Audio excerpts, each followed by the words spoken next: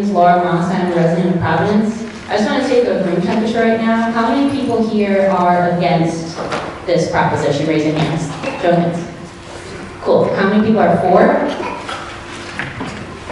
And undecided. Cool. I just want to say I think the evidence is clear. In any report I have read, this has not gone well. You're also saying the same thing. What I hear you saying is that we are different. Providence is special because we all know what we're doing. Because we're civil servants and you're doing the best job that you can.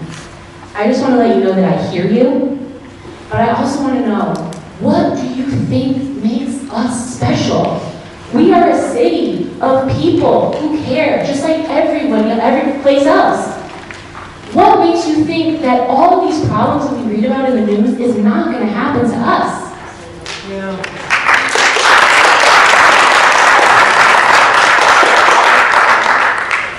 So I'm happy, I don't know if anyone else.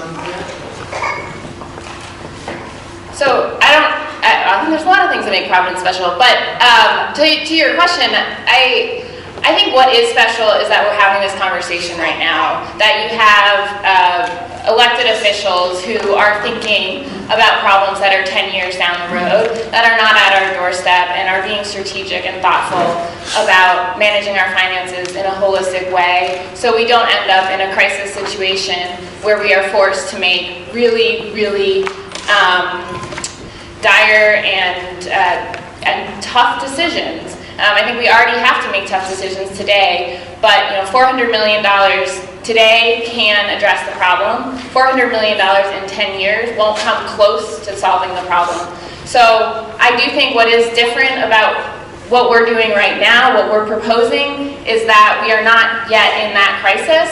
And many of the communities where you see things go horribly wrong is because they are forced to basically sell to the highest bidder, or sell off their assets, cut services, raise taxes, do all those things and these things.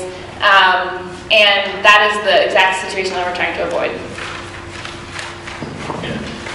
And to that point, in many of the transactions that have gone wrong, in many of the partnerships that have been problematic, the utilities have been doing these deals because they can't afford basic infrastructure. So they're doing them because they're in such dire circumstances that they need to do a partnership without even remotely close to the kind of controls we're talking about, because if they don't do it, they won't even be able to maintain their systems. Sorry, I just want to clarify. Y'all are saying that because we're planning for this that it's cool? So what we're just saying is that we're at a different point than most of the communities who have done transactions that you're referencing that have gone poorly. Right. We are at least a decade away from any type of bankruptcy or any type of financial situation where the city might be making very quick decisions and not engaging the public. That's what we're saying.